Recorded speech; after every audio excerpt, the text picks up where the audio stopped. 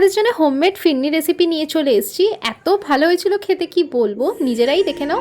আর এত কম ইনগ্রিডিয়েন্টস দিয়ে এত ভালো হবে আমি নিজেও বুঝতে পারিনি। বরের বার্থডে স্পেশালে বানিয়েছিলাম। তো প্রথমেই বাসমতি রাইসটাকে 30 মিনিটসের জন্য ভিজিয়ে রাখতে হবে। এখানে খুঁড়িগুলো আমি জল দিয়ে ভিজিয়ে রেখেছিলাম। আর একদম শুকনো করে ড্রাই করে কোনো রকম জল ইউজ করবে না, চালটাকে বেটে নিতে হবে ঠিক এইভাবে, একটু দরদরা থাকবে। আর এলাচটাকে আমি গুঁড়ো করে নিয়েছি। আমি 1 কেজি এখানে দুধ নিয়েছি, তো আমি 4 চামচের মতন বাসমতি রাইস নিয়েছিলাম। আর এখানে ওই গুঁড়োটাও দিয়ে দিলাম এলাচের, আর দিয়ে দিলাম স্যাফরন। বেশি আমি ফুড কালার ইউজ করিনি, কেন রংচঙে মানুষজনও আমার পছন্দ না, খাওয়ারেও বেশি রংচঙে পছন্দ না। এরপরে আমি মিঠাই মেড ইউজ করেছিলাম, তাই আমি চিনি আর ব্যবহার করিনি।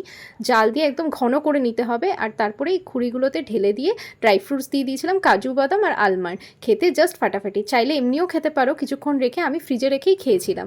জাস্ট ফাটাফাটি হয়েছিল খেতে, মানে অসাধারণ থেকে অসাধারণ হয়েছিল। তোমরা কিন্তু অবশ্যই কিন্তু বাড়িতে এরকম ট্রাই করে প্রিয়জনকে খুশি করতে পারো। ভিডিওটা ভালো লাগলে অবশ্যই লাইক শেয়ার সাবস্ক্রাইব করে পাশে থেকো।